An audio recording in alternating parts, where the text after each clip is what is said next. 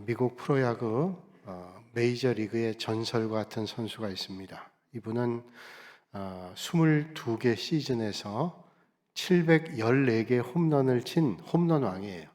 베이비 루스라고 하는 사람입니다. 이분은 야구공을 던지면 그 공에 실밥이 보일 정도로 그렇게 볼을 볼 수 있다 그래요. 여러분, 메이저리그의 투수가 공을 던진다. 우리가 박찬호 선수가 강속을 던지면 157km 이상 나온다는 얘기를 듣잖아요. 그 빠른 공에 실밥이 보인다. 이게 가능한 일일까요? 그렇게 할 정도로 수많은 연습을 베이비 루스가 했단 말이죠. 그렇게 연습을 열심히 하는 베이비 루스가 구단에서 연습하는 연습에 여러 날 동안 나오지 않았습니다. 동료들이 몸이 아파 그런가 보다 하고 그가 묵고 있는 숙소에 갔는데 베이비 루스가 음악을 틀어놓고 음악 연주를 집중해 듣고 있는 거예요. 친구들이 얘기했습니다. 아니, 지금 연습을 해도 이번 시즌에 우리가 어떻게 할지는 모르는데 그렇게 음악만 듣고 있으면 어떡하냐 그랬더니 베이비 루스가 웃으면서 이런 말을 했습니다. 난 사실은 지금 연습하고 있다고. 그러면서 말하는 거예요. 지금 레코드판에 바늘이 돌아가고 있는데 레코드판이 돌아갈 때 바늘이 같이 돌아가잖아요. 빨리 돌아갑니다.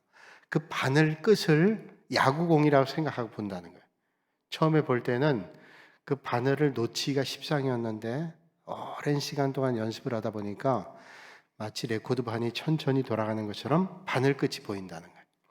집중할 수 있다는 거죠. 신화와 같은 전설과 같은 야구의 전설 베이브 루스도 그런 연습을 통해서 좋은 성과를 낼 수가 있었다는 거예요. 우리의 삶에 연습이 많다라고 하면 그런 실패와 연습을 겪고 우리 인생이 빛날 겁니다. 그런데 우리 인생에는 연습이 없어요. 어제와 똑같은 오늘을 만나지 않습니다. 지나간 어제 그리고 오늘 새로운 내일을 맞이할 뿐이죠. 우리 인생에 연습이 없습니다. 여러분이 인생을 다시 한번 살아볼 수 있다면 어떤 삶을 사시길 원하십니까? 어떤 직업을 가지고 어떤 일을 하고 어떤 배우자를 만나고 어떤 일을 하면서 사시고 싶습니까? 그런데 문제는 우리 인생에는 절대로 연습이 없다는 거예요. 찰스 린드버그라고 하는 유명한 조종사가 있습니다. 이 사람이 유명한 조종사가 될 수 있었던 것은 가장 작은 비행기를 타고 대서양을 건넜습니다. 대서양 건넌 첫 번째 사람이었어요. 많은 기자들이 물었습니다. 그 비행기를 가지고 대서양을 건널 때 어떤 것이 가장 힘들었습니까? 물었을 때 린드버그가 대답했죠. 제가 가장 힘들었던 것은 졸음을 참으면서 조종을 해야 될 때입니다. 졸음을 참으면서. 그런데 그때마다 마음속에 생각하기를 졸면 난 죽는다. 그런 생각에 절대로 졸 수 없었다. 우린 때때로 경험합니다. 고속도로를 달리면서 어떤 데는 너무너무 졸음이 와요. 그럴 때가 많이 있습니다. 저도 아주 졸음이 심할 때는 정말로 빨리 휴게소에 들어가서 자면 잠깐 10분, 5분을 자도 깊이 잘 수 있어요. 졸음 참는 게 쉽지 않아요. 언젠가 고문당한 사람이 얘기를 하죠. 50 때 고문당했던 사람이 가장 참기 힘들었던 고문이 뭡니까? 그랬더니 잠을 못 자게 하는 게 너무 힘들었습니다. 못 자는 게 너무 힘든 거예요. 잠을 못 자게 하는 게 너무 큰 고통입니다. 그래서 우리는 고속도로를 달리다 보면 이런 경고문구를 보죠. 졸음운전, 목숨을 건 도박입니다. 졸음운전하는 건 목숨을 건 도박이에요. 우리 인생도 마찬가지입니다. 절대로 졸 수 없어요. 곁길로 갈 수 없습니다. 목표를 향해 가는 길을 늦추면 안 돼요. 우리 인생길 한 번이기 때문이죠. 오늘 우리가 읽은 성경 말씀 시편 90편의 말씀은 모세라고 하는 사람의 기도문입니다. 모세의 인생을 우리는 120년이라 그러죠. 그 120년 인생에 언제 이 시편을 기록했을까? 아마도 추정해 보기를 인생의 말년일 거예요. 하나님 앞에 가기 얼마 안 남을 때였을 겁니다. 그 시편의 내용이 그렇죠. 이 시편에서 모세는 그런 고백합니다. 인생을 돌아보면서 몇 가지 깊은 깨달음이 있었어요. 하나님은 영원하시나 인간은 유한한 존재다. 인생은 때가 되면 반드시 돌아가야 된다. 아무리 이 세상에 머물고 싶어도 우리는 떠나야 된다. 그리고 우리의 인생이 아무리 오래 산다 할지라도 오래 살 수 없고 잠깐이지만 그 잠깐의 삶도 수고와 슬픔뿐이다. 그렇죠. 우리 인생 어떤 삶을 살았든지 수고와 슬픔이 끊이질 않습니다. 그래서 어떻게 살아야 되냐? 모세는 얘기하기를 인생의 날을 계수해야 된다. 계산하면서 살아야 된다. 이게 지혜롭게 사는 거죠. 그런데 우리는 예외 없이 인생은 다 죽습니다. 오늘 말씀이 우리에게 주는 메시지 첫 번째가 뭐냐? 우리는 유한한 인생을 살아가는 존재다. 그 유한한 세상을 어떻게 살아야 되는가를 말씀해 주죠. 하나님은 영원하시나 우리 인간은 유한합니다. 그리고 언젠가는 돌아가야 될 그런 존재입니다. 어떤 사람이 삶에 대한 깊은 생각을 하게 됐어요. 어떻게 해야 어떤 삶을 살아야 잘 사는 걸까? 삶에 대한 깊은 고민을 하고 철학적 질문을 했습니다. 그 문제를 찾기 위해서 깊은 산에 들어가서 나름대로 수련했습니다. 철학자를 찾아가서 삶의 문제를 물어보기도 했습니다. 그 문제에 대한 대답을 듣질 못했어요. 그리고 그가 집으로 돌아오는 길에 기차를 탔습니다. 요즘에는 기차 탄 지 제가 오래됐기 때문에 잘 모르겠지만 예전에 기차 탈 때는 기차를 타면 중간에 그 음식을 가지고 다니는 분들이 계시죠. 홍익회에서 다니죠. 그분들이 지나가는데 삶에 대한 깊은 문제를 가지고 있던 사람이 그 사람 지나면서 하는 소리를 들었습니다. 그분이 얘기하기를 삶은 계란이요 그러더래요. 다시 되새겨 들으면 삶은 계란이다. 그 얘기를 듣는 순간 갑자기 깨달음이 왔대요. 그래, 삶은 계란? 계란이라 깨지기 쉬운 거죠. 우리가 계란을 깰 때 호두처럼 망치로 깨나요? 그렇지 않죠. 툭 치면 깨집니다. 날계란은 더 말할 것 없이 금방 깨지죠. 그래서 얼마나 조심스러워. 삶은 계란이란 말은 우리 인생은 유한한 존재고 언제 깨질지 모르는 그런 존재라는 것을 이야기하는 거예요. 그는 깨달았습니다.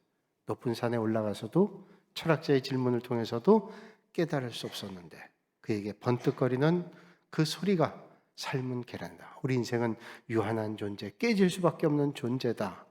그러므로 우리는 깨지지 않은 영원한 존재를 바라봐야 된다는 사실을 깨닫게 되는 거죠. 오늘 본문 3절에 말씀합니다. 주께서 사람을 티끌로 돌아가게 하시고 말씀하시기를 너희 인생들은 돌아가리라. 그렇게 말씀합니다. 우리 인생은 돌아가요. 어디로? 하나님께로 돌아갑니다. 인생은 돌아가는 것이 하나님의 뜻입니다. 인생은 한 번 살다가 하나님께로 돌아갑니다. 인생은 연습하고 영원히 사는 게 아니라 하나님 나라에서 영생의 삶을 사는 그런 존재라고 하는 것을 말씀해 줍니다. 그렇다면 그런 인생을 우리가 산다면 헛된 것을 붙잡는 것은 어리석은 일이죠. 한 번 있는 인생을 어떻게 살아야 하나님 앞에 올바로 설 수 있을까요? 헛된 것 붙잡고 살지 말아야 돼요. 서울에 있는 어떤 병원에서 실제로 있었던 일이 어리죠. 새벽에 멀쩡한 정장을 입은 신사 한 사람이 심장마비로 병원에 들어왔습니다. 응급실에 있는 의사가 응급 조치를 했는데 멈춘 심장이 돌아오질 않았어요.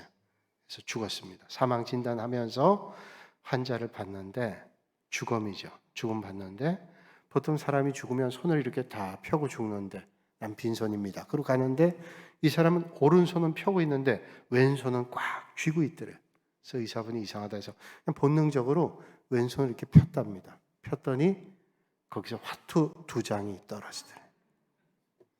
화투 2장이 떨어진 순간 의사분이 보면서 자기도 모르게 외쳤던 말이 38광땡이네.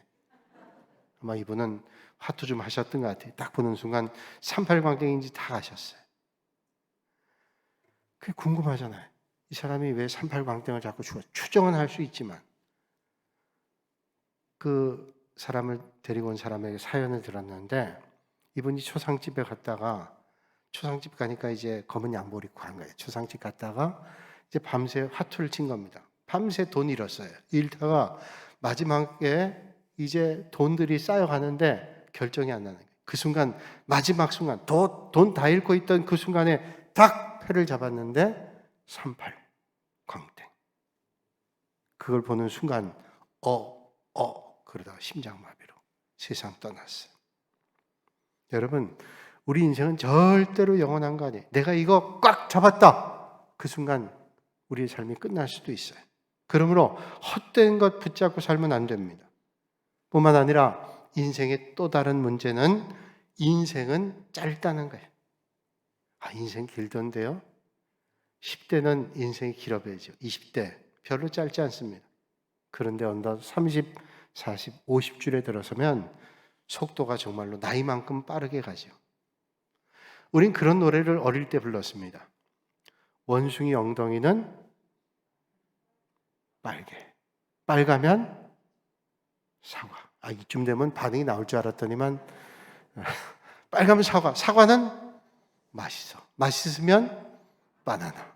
바나나는 기르면 기차는 빠르면 뭐죠? 비행기. 비행기는 빨라요. 왜? 하늘을 나르니까.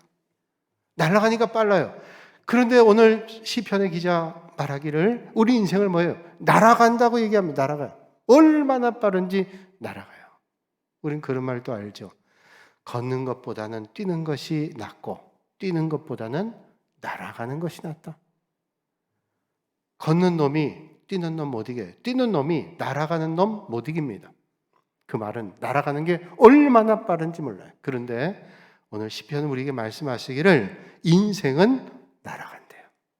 얼마나 빠른지 날아가요. 잡을 수도 없을 정도로 빠른 인생이. 그래서 오늘 주님 말씀하죠. 주의 목전에 1000년이 지나간 어제 같으며 밤의 한순간 같을 뿐이다. 주님 목전은 1000년이 어제 같아요. 지나갔어요. 금방 지나갔어요. 또 9절에 말씀하죠. 우리의 평생이 순식간에 다하였나이다. 세월은 사람을 기다려주지 않습니다. 누가 가는 세월 붙잡고 오는 백발을 막을 수 있겠습니까? 절대로 그렇지 않죠. 예전에 우리 교회 한번 부흥이 왔던 목사님께서 그런 말씀을 하시는 걸 제가 설교에 들었어요. 그 목사님은 30대 후반에 37에 서울의 대형 교회에 담임 목사님 되셨어요. 그때 다 교인들이 하는 말이 우리 젊은 목사님, 젊으신 목사님 이렇게 얘기를 했대요. 그리고 부목사님들이 오히려 자기 형님뻘이었답니다. 세월이 가다 보니까 부목사들이 이제 자기와 비슷한 동년배였고 나중에 이제 담임 목사가 돼서 나이가 들어가니까 이제 중년 그리고 다음에 그분이 말씀하실 때는 다 얘기하더래요. 참 세월이 많이 갔습니다. 목사님 앞에서 세월이 참 많이 갔네요. 그 말을 알아듣죠. 아이고 목사님도 참 늙으셨네요. 연세 많이 드셨네요. 이런 말이죠. 그러니까 이 목사님은 늘 젊은 줄 알았는데 어느덧 이제는 세월이 흘러서 연세 많아졌어요. 여기 계신 은퇴하신 많은 분들도 옛날엔 젊은 시절이었는데 어느덧 머리가 하얗게 되고 노년이 되셨어요. 언젠가 어느 장로님이 그런 말씀하시더라고요. 유엔 기준에 의하면 기준이 다르대요. 요즘에는. 그래서 제가 귀담아 들었는데 저는 유엔 기준에 의하면 청년입니다. 18살부터 65살까지는 청년이래요. 90대야 노인이고. 그러니까 여러분들 가운데는 그 기준으로 만족해야 할 분이 계실지 모르겠어요. 하여튼 우리 인생이 얼마나 빠른지 오늘 성경은 말하기를 날아간다고 말씀하고 있습니다. 그래서 주님은 오늘 말씀하지요. 우리에게 우리의 날 계수함을 가르치사 지혜로운 마음을 얻게 하소서. 자, 인생은 빨라요. 그래서 헛된 거 붙잡고 살 시간이 없습니다. 정신 똑바로 차려야 되는데 그러기 위해서 어떻게 해요? 우리 인생의 날을 계산하며 살게 해 주십시오. 하나님 앞에 기도하죠. 헛된 거 붙잡지 않고 인생의 날을 잘 계산하며 사시는 여러분들이 되시기를 주님의 이름으로 축복합니다. 전 처음 목회하면서 있었던 일이 오랫동안 기억이 납니다. 제가 새벽이나 제자반 할 땐 가끔 말씀드렸는데 참 조심스럽기도 한 말이기도 해요. 제가 서울에서 이제 신학대학원 마치고 처음 전임 전도사로 갔던 교회입니다. 소위 말하는 메가처치 대형 교회인데 교구별로 목사님, 전사님들이 있고 한 1,500명, 2,000명 되는 교인들 한 교구에 그런 분들을 섬기는 그런 교회였습니다.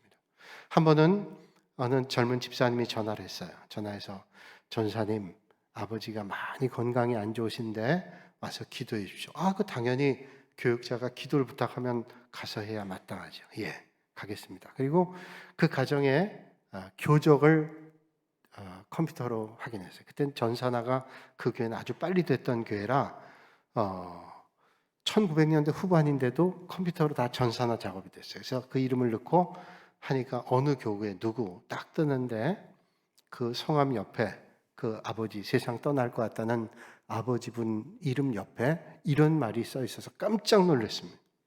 거기에는 출교 이렇게 써 있더라고요.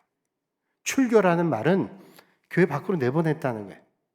이젠 도저히 희망이 없어서 다른 사람들에게 영적인 손해를 끼치게 되니까 교회에서 출교를 한 거예요. 그걸 보니까 가슴이 떨려요. 내가 지금 이제 처음 목회 초년병인데 거기 가서 기도하는데 마음이 떨리는 거예요. 떨리는 마음을 다듬고 가서 이제 병원에 갔어요. 상계동에 있는 백병원이었는데 백병원 가서 인사를 나누고 기도했어요. 그 따님 얘기는 이제 3개월 살기가 어려우시대요. 또 그 본인도 3개월밖에 남지 않았던 걸 알아요. 3개월. 그리고 이제 기도하고 나오려니까 저를 붙잡고 얘기를 하는데 얼마나 긴 얘기를 하는지 몰라요. 가만히 들어보니까 어떤 얘기인가 하면 어떤 목사님에 대한 비난이에요. 본인이 섬기던 교회, 그러니까 제가 섬기던 교회죠. 그 교회 목사님에 대한 비난인데 지금 내가 사역하는 그 목사님이 아니라 전 목사님에 대한 얘기를. 지금 살 날이 3개월밖에 남지 않았는데 이분이 벌써 교회를 떠난 전 목사님에 대한 비난을 저한테 쏟아내는 거야. 그 목사님 어떤 그 얘기를 한참 하니까 옆에 있는 딸이 이제는 더 참질 못하고 아버지 이제 좀 그만하세요. 그만 좀 하세요 이제. 근데도 그 아버지는 그만하지 않더라고요. 그래서 제가 뭐 목회 경험이라도 있다면 뭘 만류를 하겠지만 그 얘기하는 거 다 듣고 제가 나오면서 어떤 생각이 들었냐면 3개월 남았죠. 3개월 남았다면 하나님 앞에 가야 될 그 순간 마지막을 잘 준비하고 정리하고 가야 될 그 순간에 왜 저러고 있을까? 너무 안타까웠어요. 그리고 세월이 흘렀어요. 그리고 세월이 꽤 많이 흘렀습니다. 한 20여 년 흘렀어요. 그렇게 비난했던 목사님은요, 지금 90 가까이 됐는데 아직도 전국의 교회를 다니시면서 하나님 말씀을 전하고 많은 분들이 은혜를 끼치는 그런 목사님인데 그분은 세상 떠나셨겠지. 어떻게 됐는지 모르겠지만 때때로 그게 제가 비유 가운데 떠올라요. 우리는 어떤 삶을 살아야 될까? 도스토옙스키가 28살에 내란 음모로 그가 사형 선고를 받고 러시아가 얼마나 추워요. 50도, 영하 50도가 넘는 그날 형장으로 끌려갑니다. 죽음을 앞두고 시간을 보니까 이제 형 집행까지는 5분밖에 남지 않았어요. 어떻게 할까 하다가 5분 동안 생각합니다. 이분은 같이 죽음을 맞으러 온 동료들에게 인사를 나누고 그리고 2분 동안은 지난 삶을 한번 돌아보고 반성하고 1분 동안은 내가 볼 수 있는 이 세상의 마지막을 다 눈에 담아야 되겠다 그런 생각을 하는데 철커덕 하는 소리가 들립니다. 그 소리는 총알을 장전한 소리. 이제는 몇 초 뒤엔 죽음을 맞이합니다. 그 순간에 어디선가 말소리가 들려요. 아주 급한 말소리가 들립니다. 따가닥 말소리가 들리더니 주변이 웅성거리는 거예요. 보니까 왕의 사면장이 도착했습니다. 도스토옙스키가 그 죽음의 순간 몇 초 전에 사면을 받고 죽음에서 노임받게 됐어요. 풀려났습니다. 그리고 그가 썼던 책이 죄와 벌이라는 책이에요. 인생을 다시 보게 됐어요. 여러분 세월 빠릅니다. 언제 끝날지 모르는 인생을 살아가요. 후회 없는 삶이 되기 위해서 목적이 분명해야 되죠. 영원한 하나님 바라보며 오늘 헛발질하지 않는 올바로 주님 바라보시는 그런 인생이 되시기를 주님의 이름으로 축복합니다. 인생의 모세의 고백입니다. 인생에 대한 우리의 연수가 70이요 강건하면 80이라도 그 연수의 자랑은 수고와 슬픔뿐이요 신속히 가니 우리가 날아가나이다. 우리가 70이에요. 강건해도 80. 그런데 그 연수의 자랑은 수고와 슬픔밖에 없대요. 아무리 우리가 오래 산다 할지라도 요즘에 우리가 7, 80 훨씬 넘죠. 90, 100 아마도 이제 100 넘는 분들이 많아지실 거예요. 90은 다 많이 넘는 분들이 많으세요. 그런데 그 인생을 돌아보면 자랑할 게 수고와 슬픔뿐이래요. 가만히 생각하면 오래 살면 수고와 슬픔들이 쌓이잖아요. 기쁜 일도 있지만 어떤 때는 자식을 먼저 보내는 슬픔도 있고요. 사랑하는 사람들 떠내보내는 슬픔도 있고요. 그래서 언젠가 그런 생각이 들더라고요. 연세 많이 사시면서 자식을 보내기도 하고 아픔을 겪기도 하면서 참 힘겨운 삶을 사시겠구나. 근데 그 인생도 얼마나 빨리 가는지 날아간다고 말씀합니다. 모세같이 훌륭한 사람도 지난 날을 돌아보면서 후회합니다. 자랑할 것이 없다고, 내가 자랑할 것이라고는 수고와 슬픔뿐이라고 고백하고 있습니다. 그 수고와 슬픔뿐인 인생에 여러분 정말로 가치 있는 것, 아름다운 것, 귀한 것, 하나님 앞에 칭찬받은 것 쌓을 수 있는 여러분들이 되시기를 주님의 이름으로 부탁드립니다. 서울에 원자력 병원이라고 있습니다. 암 환자들이 많이 치료받는데 그 원자력 병원의 의사분인데 아마도 이분이 크리스찬인 것 같아요. 이분이 쓴 글을 오래전에 봤습니다. 그분이 이런 글을 썼습니다. 우리 병원에는 많이 살아야 2개월, 6개월, 1년밖에 살 수 없는 사람들이 있습니다. 근데 이분들이 모여서 화투를 치고 어쩌다 돈을 따면 그렇게 좋아합니다. 오늘 5,000원 땄다고, 오늘 10,000원 땄다고 기뻐하는데 그 모습을 보면 왠지 서글퍼집니다 하는 그런 글이에요. 저는 그 글을 보면서 우리 인생하고 똑같다고 생각했습니다. 우리가 2개월, 6개월 아니지만 모르죠. 근데 우리 인생이 20년, 60년 산다 할지라도 우리는 다 시한부 인생을 살죠. 하나님 앞에 갈 거예요. 그런데 세상에서 뭘 좀 땄다고, 벌었다고 그것으로 기뻐할 때 있죠. 그러나 내가 하나님 앞에 어떤 존재인가를 생각한다면 그런 건 아무 가치 없는 거죠. 정말로 가장 중요한 것을 붙잡지 않으면 헛된 것이죠. 여러분, 삶의 목적이 무엇인지요?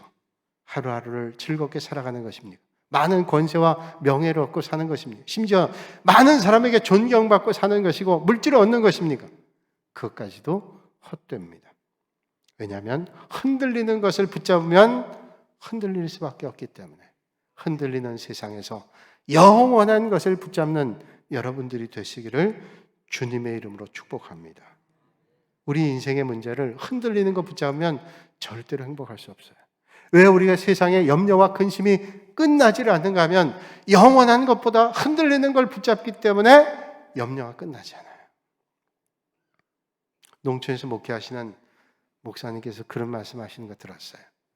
거의 교인들이 다 농사를 짓는데 어떤 분께서는 참 염려가 많으시대요. 그래서 뭐 농사가 잘 안 된다고 염려하고 사료값이 올랐다고 염려하고 불평하고 뭐 당연히 그 마음이 이해가 되죠. 근데 좀 심하대요. 한번 농사가 잘 돼가지고 이제 이분이 염려를 좀 덜었겠다 생각해서 가서 농사 잘 되셨냐고 이번에 농사 잘 됐다 그러시대요.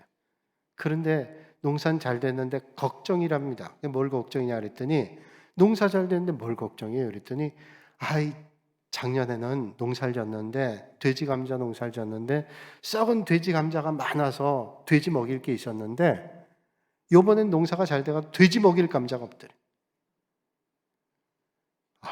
그걸 들으니까 그러면 썩은 감자가 많아져야 되겠구만 이 집에. 그런 생각이 들어요. 잘 된 것도 감사보단 원망이 생겨요. 세상에 사는 사람들이 염려와 근심이 끝나지 않습니다. 그래서 독일의 철학자인 하이데거는 이런 말을 했습니다. 인간이 자신의 존재와 관계를 맺는 방식이 염려라고. 어렵게 얘기했죠. 인간이 자신의 존재와 관계 맺는 것이 염려래. 이 말을 쉽게 얘기하면 인간이 자신의 존재를 인식하는 게 뭐냐? 염려래요. 그 말은 우리 인생은 염려가 없는 인생이 없다. 모든 인생은 살아있는 존재는 염려한다는 거예요. 그럼 우리는 어쩔 수 없이 이 세상을 염려하면서 살아야 될까요? 아니요. 믿음의 사람은 염려 많은 세상에 살지만 우리의 눈을 들어 하나님께 초점을 맞출 때 우리는 주님 주시는 은혜로 살아가실 수 있습니다.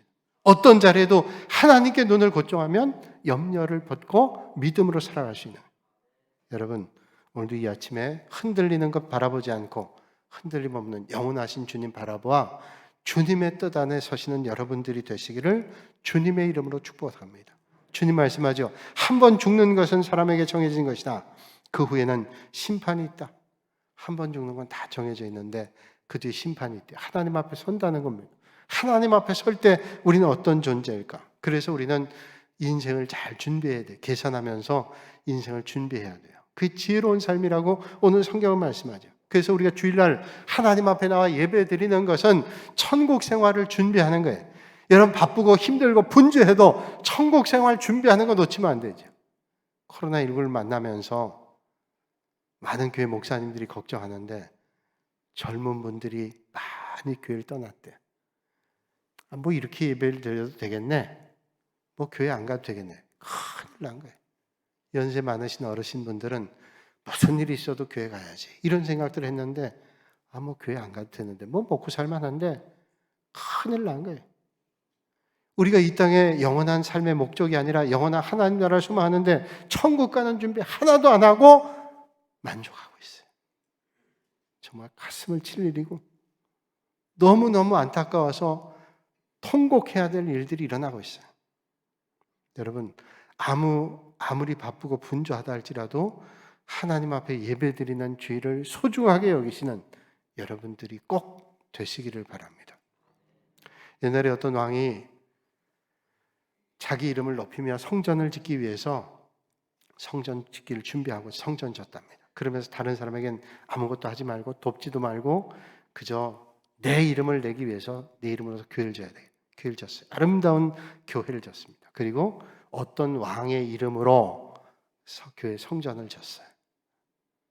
그 이름으로 성전 졌습니다. 그리고 그날 밤에 아주 흐뭇하게 잠자리에 들어섰는데 밤에 꿈을 꿨는데 주님이 나타나더니 그 예배당의 이름, 자기 이름을 져서 예배당 졌는데 자기 이름을 싹싹 지우더래. 그리고 며칠 뒤에 꿈을 꿨는데 또 나타나서 예배당 이름을 싹싹 지우더라. 그 세 번째 또 꿈을 꿨는데 똑같은 꿈인데 이름을 싹싹 지우더니 전혀 모르는 사람의 이름을 갖다 넣더라는. 이상하다. 눈 뜨자마자 전혀 생소한 이름, 자기 이름을 지우고 쓴 그 이름을 메모했어요. 그리고 우리나라에 도대체 어떤 사람이 이런 사람인가 확인을 했습니다. 여기 여러 사람이 나왔겠죠. 그 가운데 가장 가능하다고 생각하는 사람을 불렀습니다. 왕이 부르니 벌벌 떨면서 임금님 앞에 머리를 조아리고 섰어요. 임금님이 그에게 묻습니다. 자네는 이번에 성전 지을 때 어떤 일을 했는가? 그 대답합니다. 아니 임금님, 저는 성전 짓는데 뭐 할 만한 능력도 안 돼서 할 수 없었지만 하려고 해도 임금님께서 아무도 그 성전 짓는데 뭐 하지 말라 그래서 할 수도 없었습니다. 그러나 뭘 했냐고 물으시니 내가 한다 그런다면 그 자재를 실어 나르는 말들에게 물을 주고 사료를 조금 먹였을 뿐입니다. 제가 한 것이라고는 그거밖에 없습니다. 그 말을 들었던 왕은 통회하고 자복했대요. 내 이름을 높이기 위해서 성전 지은 것이 하나님 앞에 얼마나 책망거리고 이 사람의 이름 없는 이런 섬김과 헌신을 하나님께서 받으신다. 여러분, 내가 오늘 부족해도 하나님 나라를 위해서 아름다운 손길을 내미시는 그래서 가장 복된 여러분들이 되실 수 있기를 주님의 이름으로 축복합니다. 신학자인 토니 캄폴로라는 사람이 이런 말을 했습니다.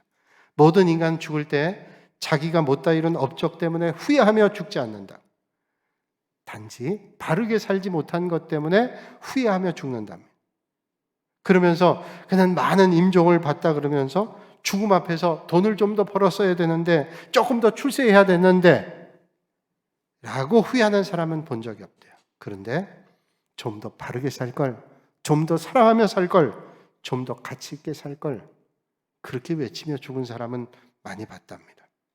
그렇다면 우리는 어떤 삶을 살아야 될까요? 그런 일들을 생각하며 우리 인생의 날을 계산하며 오늘부터 그런 삶을 사시는 결단이 여러분들에게 있어지시길 바랍니다. 1920년대 미국을 떠들썩하게 했던 도둑이 있어요. 이 사람은 우리나라에도 대도 조세형이 있었잖아요. 도둑이 훌륭한 거 아니지만 이 사람은 저명한 사람들의 집에 가서 도둑질했어요. 그래서 유명했던 사람 아더 벨이라는 사람이에요. 근데 이 사람이 도둑질하고 강도질하다가 그 집에 경비에게 총을 맞아가지고 3발을 맞았어요. 죽진 않았는데 3발 맞고 경찰에 붙잡혔습니다. 18년 동안 감옥에 갇혀 있었어요. 감옥에서 그냥 깊이 삶을 뉘우치고 이렇게 살아서는 안 된다. 그러고서 나와서는 작은 도시에 가서 섬김과 봉사의 삶을 살았어요. 많은 사람들에게 이 사람의 미담이 전달됐습니다. 그리고 언론사를 통해서 알려지게 됐어요. 기자들이 찾아가서 물었습니다. 기자들이 궁금해서 물었어요. 아더벨이 당신은 옛날에 강도질하고 도둑질할 때 어떤 사람의 것을 가장 많이 훔쳤습니까? 궁금한 얘기 아니에요. 이 대독 강도가 가장 어떤 집에서 많은 걸 훔쳤냐? 그때 지체하지 않고 아더베리가 얘기했습니다. 예, 저는 아더베리의 인생을 훔쳤습니다. 자기 자신의 인생을 훔쳤어요. 나는 어떤 부자의 재물을 훔친 것보다 가장 내 인생을 좀먹었던 인생입니다. 나에게 있던 능력, 나에게 있던 소명, 나에게 있던 삶의 시간들 다 잃었습니다. 내 인생의 가장 큰 도둑은 나였습니다. 인생의 헛된 삶의 가장 피해자는 자신이에요. 여러분 오늘 어떤 삶을 사시는지요? 혹시 여러분의 인생을 좀먹는 어리석은 삶을 살고 있지 않는지요? 헛된 것을 내려놓고 영원하신 하나님을 바라보시는 여러분들이 되시기를 주님의 이름으로 축복합니다. 오늘 주님 말씀이에요. 인생이 70이라고 강건하면 80이라고. 그보다 더 살 수도 덜 살 수도 있어요. 인생의 연조가 얼마냐 하는 것보다 중요한 게 어떤 삶을 하나님 앞에 사는가 하는 거죠. 성경을 보니까 어리석은 부자에 대한 말씀이 있습니다. 농사를 짓고 많은 소출을 얻었습니다. 그가 창고를 더 짓고 이런 말 하지요. 내 영혼아 배부르게 먹고 편히 쉬며 즐겨라. 창고에 먹을 것이 얼마든지 있다. 이제 내 인생은 먹고 살고 노는 것뿐이다 얘기하죠. 자기 영혼에 대해서 떵떵거리며 얘기합니다. 근데 주님께서 그 어리석은 부자를 찾아와 말씀하죠.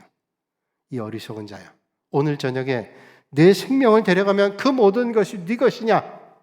어리석은 자는 영원하신 하나님을 깨닫지 못했어요.